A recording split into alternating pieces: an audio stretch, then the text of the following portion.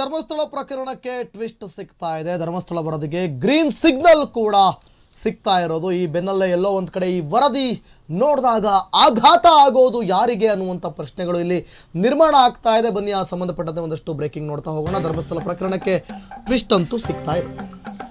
ಧರ್ಮಸ್ಥಳ ಪ್ರಕರಣಕ್ಕೆ big twist. Dharmasthala ವರದಿಗೆ green signal ಸಿಕ್ಕಿದೆ. ಧರ್ಮಸ್ಥಳ ವರದಿಯಲ್ಲಿ ಅಡಗಿದೆ ಷಡ್ಯಂತ್ರದ ಗುಟ್ಟು. ಚಿನ್ನಯ್ಯನ ಹೇಳಿಕೆ ಆಗುತ್ತಾ ನಿಜ? ಹಾಗಾದ್ರೆ ಧರ್ಮಸ್ಥಳ ವರದಿಯಲ್ಲಿ ಇದೆಯಾ ಭಯಾನಕ ಸತ್ಯ? ವರದಿ ಬಂದ ನಂತರ ಹಲವರಿಗೆ ಕಾದಿದೆಯಾ ಗಂಡಾಂತರ? ಧರ್ಮಸ್ಥಳ ವರದಿ ಬರುತ್ತೆ ಬರುತ್ತೆ ಬರುತ್ತೆ ಅಂತ ಕಾಯ್ತಾ ಇದೀವಿ. ಆದ್ರೆ ಅದು ಯಾವಾಗ ವರದಿ ಬರುತ್ತೋ ಏನೋ ಗೊತ್ತಿಲ್ಲ. ಏನಾದ್ರೂ ವರದಿ ಬಂದ್ರೆ ನಿಜವಾಗ್ಲೂ ಕೂಡ ಅದೆಷ್ಟು ಜನರಿಗೆ ಗಂಡಾಂತರ ಕಾದಿದೆಯೋ ಏನೋ ಗೊತ್ತಿಲ್ಲ. ಧರ್ಮಸ್ಥಳ ವರದಿಯಲ್ಲಿ ನಿಜವಾಗ್ಲೂ ಇದೆಯಾ ಭಯಾನಕ ಸತ್ಯ ಅನ್ನುವಂಥದ್ದೇ ಪ್ರಶ್ನೆ ಮೂಡ್ತಾ ಇದೆ. ಚಿನ್ನಯ್ಯ ಹೇಳಿಕೆ ಎಲ್ಲವೂ ಕೂಡ ನಿಜ ಆಗತ್ತಾ? ವರದಿ ಬಂದ ನಂತರ ಯಾರಿಗೆಲ್ಲ ಗಂಡಾಂತರ ಕಾದಿದೆ ಅಥವಾ ಏನೆಲ್ಲ ಈ ವರದಿಯಲ್ಲಿ ಬರಬಹುದು ಅನ್ನುವಂಥದ್ದು ಇಲ್ಲಿ ಯಕ್ಷ ಪ್ರಶ್ನೆ ಅಂತ ಹೇಳ್ಬೋದು. ಕಾರಣ ಏನು ಅಂತಂದ್ರೆ ಈ ಒಂದು ವರದಿ ಯಾವಾಗ ಬರುತ್ತೆ ಸುಮಾರು ಒಂದು 2 ರಿಂದ 3 ತಿಂಗಳಾಗಿರ್ಬೋದು ಧರ್ಮಸ್ಥಳ ಕೇಸ್ ಸ್ಟಾರ್ಟ್ ಆಗಿ, ಈ ಒಂದು ತನಿಖೆ ಸ್ಟಾರ್ಟ್ ಆಗಿ.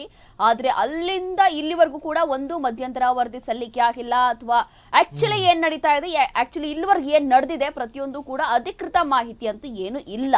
ಎಲ್ಲವೂ ಕೂಡ ಇನ್ಸೈಡ್ ಮಾಹಿತಿ ಅಥವಾ ಊಹಾಪೋಹಗಳು ಅದು ಇದು ಅಂತ ಹೇಳಿ ನಾವು ಚರ್ಚೆ ಮಾಡ್ತಾ ಇದೀವಿ ಅಷ್ಟೇ. ಆದ್ರೂ ಕೂಡ ಮುಂದಿನ ದಿನಗಳಲ್ಲಿ ಏನಾಗುತ್ತೆ ಏನೋ ಅಂತ ಗೊತ್ತಿಲ್ಲ.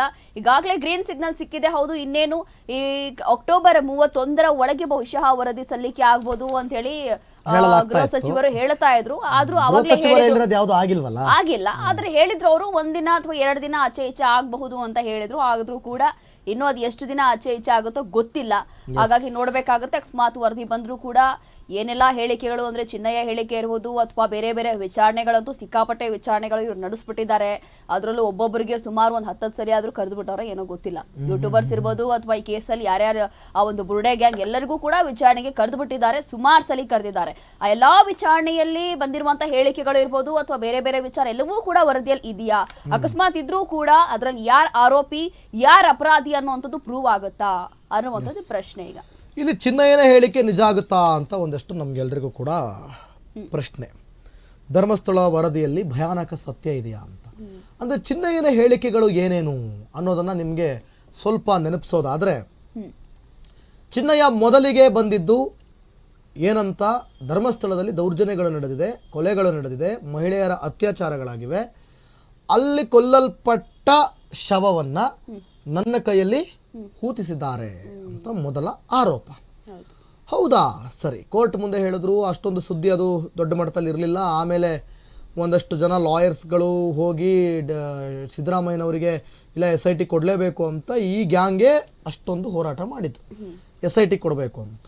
SITಗೆ ಕೊಟ್ಟಾಗ ಓಕೆ ಬಾರಪ್ಪ ಚಿನ್ನಯ್ಯ ಅಂದರೆ ಚಿನ್ನಯ್ಯ ಆಗಿರಲಿಲ್ಲ, ಆಗ ಮಾಸ್ಕ್ ಮ್ಯಾನ್ ಆಗಿದ್ದ. ನಿಮ್ಗೆಲ್ರಿಗೂ ಕೂಡ ಗೊತ್ತಿದೆ ಆತ ಯಾರು, ಆತನ ಮುಖ ಚಹರೆ ಏನು, ಆತನ ಮುಖವಾಡ ಏನು. ಬರೀ ಮುಖವಾಡ ಕಾಣಿಸ್ತಿತ್ತು ಹೊರತು ಒಳಗಡೆ ಇರುವಂತ ಆತ ಯಾರು ಅನ್ನೋದು ಈ ಮುಖ ಇದೆಯಲ್ಲ, ಈ ಮುಖ ಗೊತ್ತಿರಲಿಲ್ಲ. ಸೊ ಹಾಗಾಗಿ ಇಲ್ಲಿ ಏನಾಯ್ತು, ಈತ ಓಕೆ ಹೂತಿದೀಯಾ ಅಲ್ವಾ, ಎಲ್ಲೆಲ್ಲ ಹೂತಿದೀಯಾ, ಬನ್ನಿ ನಾನು ಇಲ್ಲೆಲ್ಲ ಹೂತಿದ್ದೀನಿ ಅಂತೇಳಿ ಒಂದು 13 ಪಾಯಿಂಟ್ ಅವನು 13 ದಿನ ಅದು 17 ತನಕ ಹೋಯ್ತು. ಆಯ್ತಾ, ಒಬ್ಬ ಪಾಯಿಂಟ್ ತೋರಿಸ್ತಾ ಆ ಪಾಯಿಂಟಲ್ಲಿ ಒಂದು 2 ಕಡೆ ಬಿಟ್ಟರೆ ಮತ್ತೆಲ್ಲೂ ಸಿಗಲಿಲ್ಲ. ಅದಾದ ನಂತರ ಏನಾಯಿತು, ಓಕೆ ನಾನೆಲ್ಲ ಹೇಳಿದ ಸುಳ್ಳು, ನನ್ನ ಕೈಯಲ್ಲೆಲ್ಲ ಸುಳ್ಳು ಹೇಳಿಸಿದ್ರು ಅಂತ ಮಾಸ್ಕ್ ಮ್ಯಾನ್ ಉಲ್ಟಾ ಹೊಡೆದಾಗ ಮಾಸ್ಕ್ ಮ್ಯಾನನ್ನು ಅರೆಸ್ಟ್ ಮಾಡ್ತಾರೆ. ಯಾವಾಗ ಆತನನ್ನು ಅರೆಸ್ಟ್ ಮಾಡ್ತಾರೆ, ಆತನ ಮೇಲಿದ್ದಂಥ ಸಂರಕ್ಷಣಾ ಕಾಯ್ದೆ ಅಂತ ಏನಿತ್ತಲ್ಲ, ಅವನ ಮೇಲಿತ್ತಲ್ಲ, ಅದು ಹೋಗ್ಬಿಡುತ್ತೆ, ಆ್ಯಕ್ಟ್ ಕ್ಯಾನ್ಸಲ್ ಆಗಿಬಿಡುತ್ತೆ. ಸುರಕ್ಷತೆ ದೃಷ್ಟಿಯಿಂದ, ಭದ್ರತೆ ದೃಷ್ಟಿಯಿಂದ ಅವನಿಗೆ ಆ ಆ್ಯಕ್ಟ್ ಅಡಿಯಲ್ಲಿ ಅವನಿಗೆ ಮುಖ ಮುಚ್ಚಿ ಅವನನ್ನ ರಕ್ಷಣೆ ಮಾಡಲಾಗ್ತಾ ಇರ್ತದೆ. ಅವನು ಯಾವಾಗ ಇವರೆಲ್ಲ ಮಾಡಿದ್ದು ಷಡ್ಯಂತ್ರ, ನನ್ನನ್ನು ಇಲ್ಲಿ ಸಿಕ್ಕಾಕ್ಸಿದ್ದಾರೆ ಅಂತ ಸತ್ಯ ಒಪ್ಕೊಂಡು ಯಾವಾಗ ಅರೆಸ್ಟ್ ಆದ್ನೋ ಆಗ ಆತನ ಈ ಮುಖವಾಡ ಕಳಚುತ್ತೆ. ಮಾಸ್ಕ್ ಮ್ಯಾನ್ ಅನ್ನೋ ಒಂದು ಮಾಸ್ಕ್ ಇದೆಯಲ್ಲ ಅದು ಕಳಚಿಬಿಡುತ್ತೆ. ಸೊ ಆಗ ಮಾಸ್ಕ್ ಮ್ಯಾನ್ ಇದ್ದಿದ್ದು ಚಿನ್ನಯ್ಯ ಆಗ್ತಾರೆ. ಚಿನ್ನಯ್ಯ ಆದ ಬಳಿಕ ಆತ ಕೊಡ್ತಿರುವಂಥ ಸ್ಟೇಟ್ಮೆಂಟ್ಗಳು ಷಡ್ಯಂತ್ರ ಅಂತೇಳಿ. ಸೊ ಇದು ಚಿನ್ನಯ್ಯ ಕೊಟ್ಟಂಥ ಹೇಳಿಕೆಗಳು.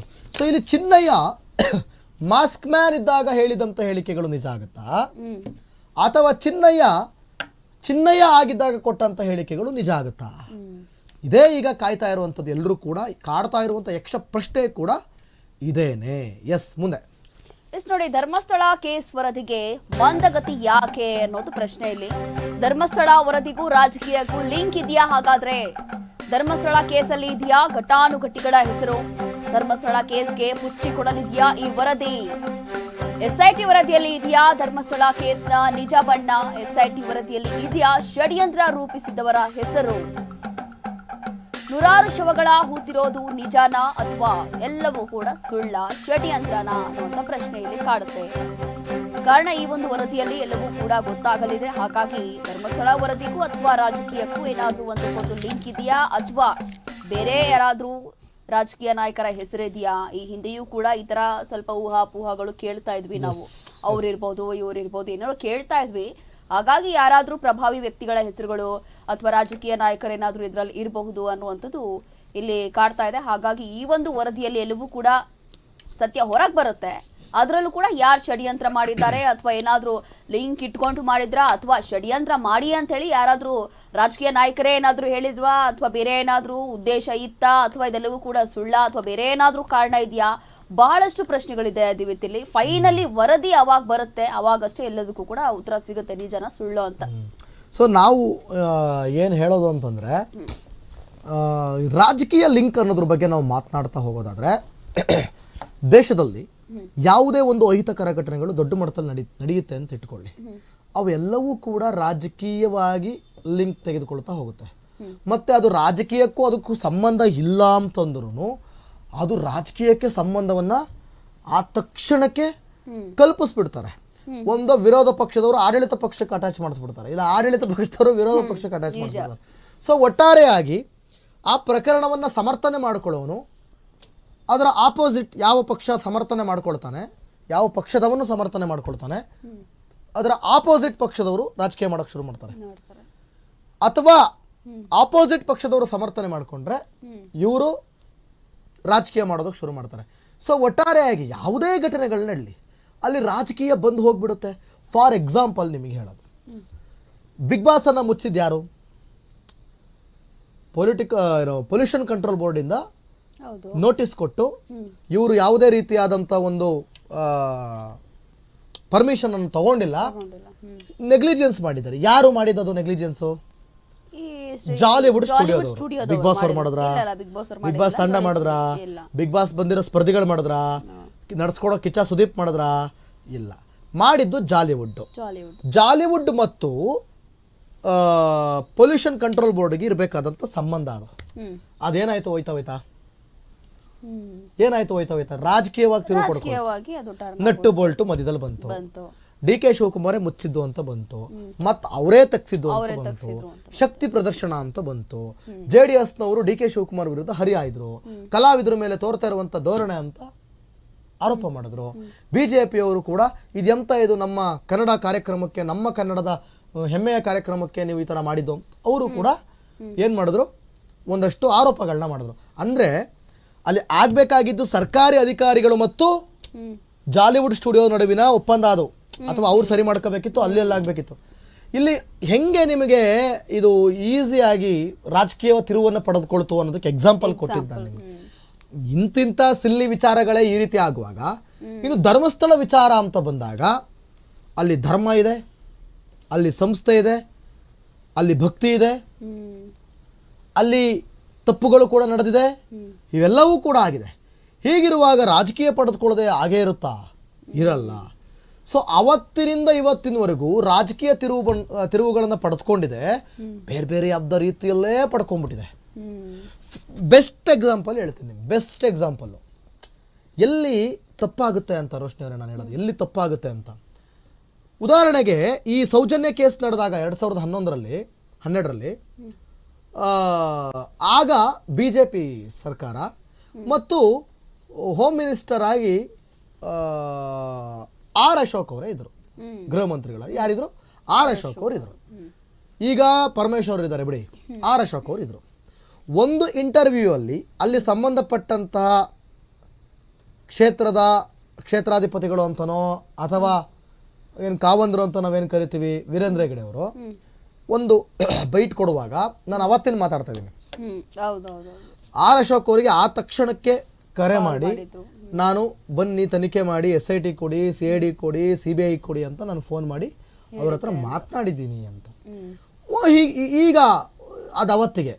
ಈಗ ಒಂದು ಮತ್ತೆ ಯಾವಾಗ ಈ ಧರ್ಮಸ್ಥಳ ಶವಹೂತ ಕೇಸ್ ಅಥವಾ ಸೌಜನ್ಯ ಕೇಸ್ ಸದ್ದು ಮಾಡ್ಲಿಕ್ಕೆ ಶುರು ಮಾಡ್ತು, ಆಗ ಒಂದು ಖಾಸಗಿ ವಾಹಿನಿಯ ಡಿಬೇಟ್ನಲ್ಲಿ ಆರ್ ಅಶೋಕ್ ಅವರು ನಿಮಗೆ ವೀರೇಂದ್ರ ಹೆಗಡೆ ಅವರು ಕರೆ ಮಾಡಿದ್ರ ಅಂತಂದ್ರೆ ನನಗೆ ಯಾವ ಕರೆನೂ ಬಂದೇ ಇಲ್ಲ ಅಂತ ಹೇಳ್ತಾರೆ. ಹೌದು, ಯಾವ ಫೋನು ನನಗೆ ಬಂದೇ ಇಲ್ಲ, ನಾನು ಯಾರಿಗೂ ಫೋನ್ ಮಾಡಿಲ್ಲ, ನನಗೂ ಯಾರು ಮಾಡಿಲ್ಲ. ಯಾರು ಹೇಳಿದ್ದು? ಆರ್ ಅಶೋಕ್ ಅವರೇ ಹೇಳಿದ್ದು. ಸೊ ಇದು ಏನಾಗುತ್ತೆ, ಒಂದೋ ನಿಜವಾಗ್ಲೂ ಅವ್ರು ಫೋನ್ ಮಾಡಿರಲ್ಲ, ಅಥವಾ 2012ರಲ್ಲಿ ಫೋನ್ ಮಾಡಿರೋದು ಇವ್ರು ನೆನಪಲ್ಲಿ ಇಟ್ಕೊಂಡಿರಲ್ಲ. ಅನ್ನೋದಕ್ಕೆ ಇದೇನು ಸಿಲ್ಲಿ ಮ್ಯಾಟ್ರಾ? ಅವತ್ತು ಇದು ದೊಡ್ಡ ಮ್ಯಾಟ್ರು. ಅವತ್ತು ಇದು ಏನೇನಾಗಿತ್ತು, ಎಷ್ಟು ವಿಧಾನಸೌಧದಲ್ಲಿ ಸದನದಲ್ಲಿ ಎಷ್ಟು ದೊಡ್ಡ ಮಟ್ಟಿಗೆ ಸದ್ದು ಮಾಡಿದ್ರು ಹರೀಶ್ ಪೂಂಜಾ,